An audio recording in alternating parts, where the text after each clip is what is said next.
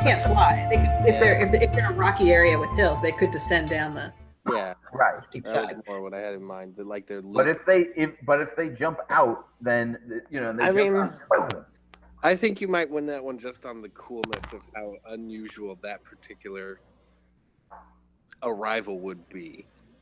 Yeah. You know, And besides, Balrog's coming down usually means they're dead. Balrog's coming up. Interesting and unusual. That's it's a very striking image. Now, why? And we could even see when we get to Angband, we could actually even get a shot inside because it's going to shake the place up, right? So here's my problem with that, Nick. Why would he be afraid of Ungoliant if he knew that the Balrogs could just show up at any moment? Well, I think he has. She's a giant, huge, freaking, terrifying spider. Right, he doesn't know that they're going to get there. He doesn't know that they're going to get there in time. No, here's if they're magically transporting through lava, he's not worried that they're going to get there in time. No, I'm not saying they're magically transporting. I'm just saying that it's easier. They're able to move through it faster. He doesn't smite the ground when he arrives. As cool as I think him stepping down and stabbing the ground with his spear would be, he does that. There is an altercation with Ungoliant where he gets out. He basically makes her back off a little bit to give him space to do that. So he makes his cry. He makes his cry when she actually is, getting off.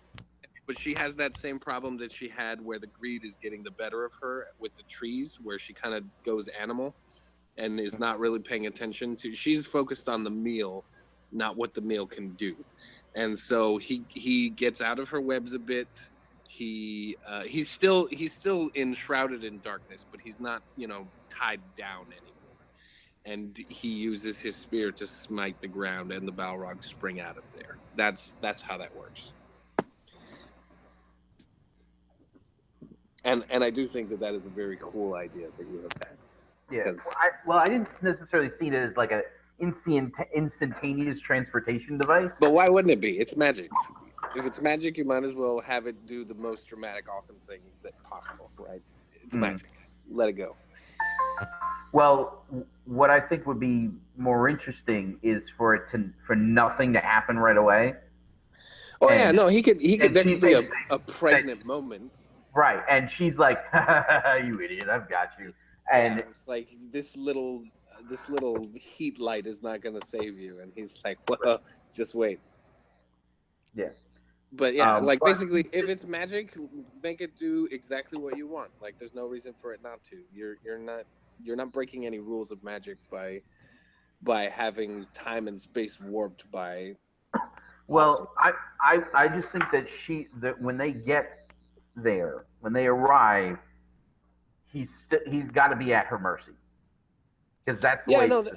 Sure, they could. Like, I mean, this could be a last gasp where he takes a desperate swing with his, and she kind of backs up a little bit, and then he, in desperation, smites the ground. Okay. There's a million ways you can choreograph that to make it sell what you want to sell. All right. Now we have question mark. Yep. If we do this as a 2-hour finale to incorporate all these scenes that we want to tell our story, the climax of the 2-hour episode would still be the Thieves' Quarrel, correct? I would basically say that's part of yes, but it's now part of a climax block, right? With the decision to give up the Silmarillion. So that's like the emotional climax. That's Aragorn closing Frodo's hand over the ring and telling him to get lost. The fight between Ungoliant and Melkor is the lurch Aragorn battle. Great way to talk about that. That is an exquisite comparison. That's really good. So we're getting the emotional catharsis about our Silmaril storyline, but we're also that's still part of this big climax block. And you will recall they basically had two endings where you had the death of Boromir and then you had Frodo and Sam. And Frodo and Sam. So I am super comfortable if that's going to be our sort of model, for how we end this episode, I'm super okay with that because I had zero complaints about that when I saw that in the theater. And this action sequence is bookended between Feanor's refusal to give up the Silmarils and learning that Formonos has been attacked, and then at the end of it, we see the three brothers in Formonos after with Finway's body and all that. Yeah. Okay. There you go. See, Lucas, that rhymes. That actually does rhyme. All right. I was just making sure that this solved the problem and didn't just disguise the problem by, look, there's 2 hours of stuff. Surely there's a climax in there somewhere. No. I had thought about that. During the break, I was like, there's got to be a way. There's got to be a way. No. Your comparison is very apt, Ned. That the sort of emotional resolution of no, you can't have my stuff. And then too late, it was already taken. Yeah, exactly. And then dealing with the immediate fallout of well, it doesn't even matter because it's not your stuff to give anymore, and then dealing with that, and then having them both and then we get our lovely 2 crowns moment, which is just way too awesome not to have. Right. I agree that was a really awesome way to end. Yeah, that was another big concern of mine. Okay. Yeah, because delaying the Thieves' Quarrel doesn't mean we lose it. It just means we start season 3 with it, which is just as cool there. It's nowhere near as awesome and final as it is at the end of this season. It's still a cool shot, but it doesn't have the same sort of resonance that it has. Yeah, starting off with a big action set is, you don't have any of the emotional connection to it because you just sat down to watch it. So yeah. Yeah, unless you are watching it, binging it on DVD, right? Right. Like if we had spent all of last episode setting up this terrifying dragon that was going to attack a town, and in this episode we started out the episode with the dragon attacking the town and being killed off in the first act. That would be kind of like if we did that. Yeah, I kind of hated that. So. Well, now the thing that pisses me off about that, if we can take 1 minute. The thing that pisses me the most off about that is that it's very clear that was sort of padding the runtime of the film rather than being an actual good way to resolve the whole thing. There was a lot of padding in that trilogy. That's the thing, though. I don't think that you could make the same sort of claim about the first 2 films. Actually, the real problem with that trilogy is that the second film is all padding. Well, no, it's not all padding. It's that they had too much crap to do and then didn't do any of it very well. I really still like the first film. There's a lot wasted time. I wouldn't call it padding. It's wasted time. Padding is where you we don't have enough to fill this, so let's have orcs shoot at barrels. Yeah, exactly. Versus that's padding. Wasted time, because like I said, first film I was okay. I was on board. I didn't love the Bilbo moment at the end of that first film, but as far as themes and characters, the way that they set them up in the first film was not so bad. Second film, a lot of wasted time on stuff that didn't matter. Third film, almost entirely all padding. So well, that's the thing. Like the first one was too much backstory. Yeah, but the first one worked at least as a film. Yeah, I mean, I felt it worked at least as a film. The second one, I thought the second one worked worse, but it still worked okay. The third film, the third one. The problem with the biggest issue with the third one, they had wrapped up all the loose ends that they had created. Yeah, you probably still could have sold me on it. Yeah, I wouldn't have loathed it, shall we say, because I really, as much as I enjoy a lot of the performances in that third movie, there's nothing holding that movie together. That movie is entirely gum and shoestring. So. Okay, now that we have taken a moment to talk about the Hobbit films and how terrible they are, I'm actually going to take the time to write stuff as we create it, because now we have created a lot of work for ourselves. A 2-hour finale is a big deal. You're welcome. Break and do a little writing, and we have probably another 5 minutes or so before we want to do that. So let's keep going. All right, let's keep our So let's go back to the beginning. All right, okay, teaser. party at Tiniquetil.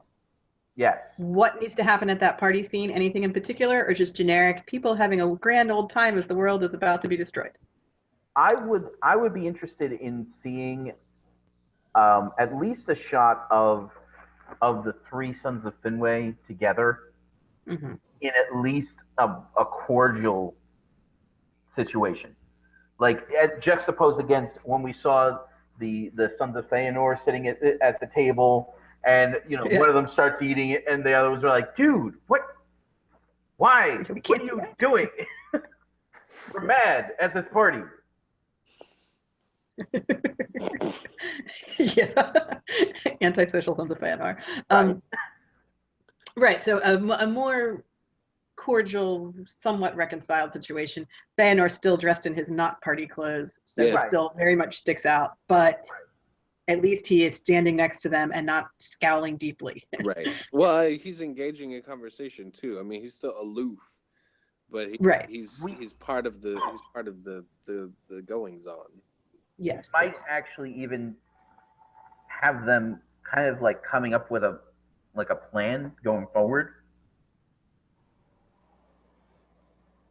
Do you think? Yeah. Do we want to hear their conversations, or do we want to be kind of distant, looking in at this from afar? No, we should be in the middle of what they're talking. Okay, I'm just trying to figure out how close we were to this. Yeah. This is an intimate moment with the sons of Feanor. Fingolfin can be saying something to Feanor about when you return to Tyrion. Yes. Because now the banishment should be lifted. Yeah. And Feanor can say something about. Surely the Valar aren't going to enforce their banishment at this point. Right, and Feanor can say something like the 12 years aren't up yet. So Feanor's like, I'm staying outside of your city, but we're talking now because we're not in our city. Yeah. So something to make it clear that there's still friction there. Well, I mean, very offering, and Feanor's talking, and they're getting along. Well, and I think what I would like to do is that Feanor is aloof and not, he's aloof, but he's coming around, right? Basically, the way I would sell it is that he's kind of deflecting responsibility from his brother, but he still wants to emphasize the fact that the Valar are jerks, right? Mm-hmm. So he's kind of happy that they're reconciling, and so he's basically selling it as, well, I would love to do that, but I'm still in trouble with your betters, right? Your evil overlords. Yeah. Essentially. So like he's there. Well, yeah, basically it's kind of a political. He's starting to relax a little bit around Fingolfin and Finarfin, probably for the first time ever. Right. That he's kind of let his hair down at all in front of them. He wants to kind of. It's a subtle dig at the people that they. Yeah, they have a common enemy. One's a Republican, one's a Democrat, right? So he's kind of they've repaired their relationship to the point where they can discuss politics without killing each other. Or to give it as an example, those anarchists who went and bashed windows in D.C. yesterday? Yeah. Everybody hates them. I don't care if you're a Democrat or a Republican. You're like, those guys are jerks. They smashed stuff. What idiots. So I think that is what the Valar are serving as, the common enemy, who are the complete out of line idiots. That's how Feanor thinks of it. That allow political opponents to join together. I don't think Fingolfin thinks that way per se. Like I'm actually curious to know how much stock Fingolfin puts in his dad's excuse that the Valar usurped his authority. Well, we've kind of been setting up that Fingolfin almost like when Fingolfin released Feanor from his banishment, essentially. He was doing it almost in as Noldor solidarity against the Valar. Right. That's the way. So he's not 100%. He's not. Right. So yeah. So that's the way that I read that line in the initial hearing when Feanor is banished. Right. I think that just makes that whole conversation easier to sell then. So that's great. Yeah. I would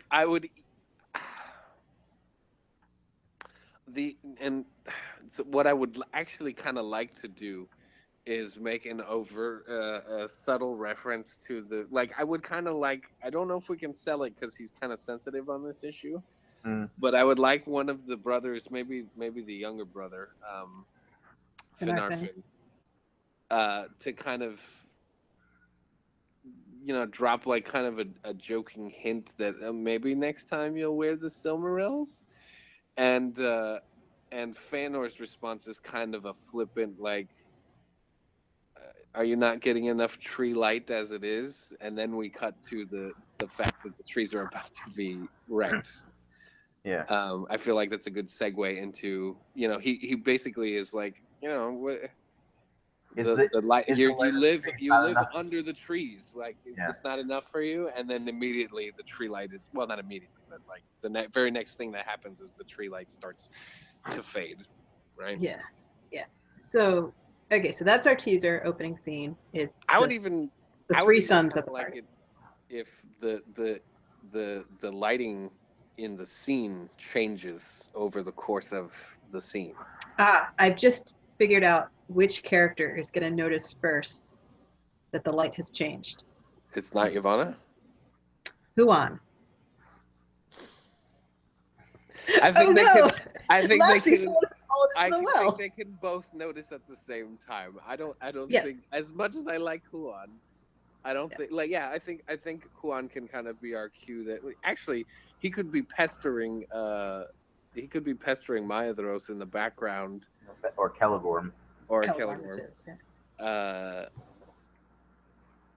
He can kind of be in the background, being sort of. Here's my thing though. Here's the thing I have to say about that though. No. If it is given for Huan to speak 3 times with words, wouldn't that have been one? Fair point. No, because that's not his destiny. Because that's not his destiny. That's not. Of course it's not his destiny, but it's gonna you should go look at those trees, guys, would be a Huan thing to say. Yes.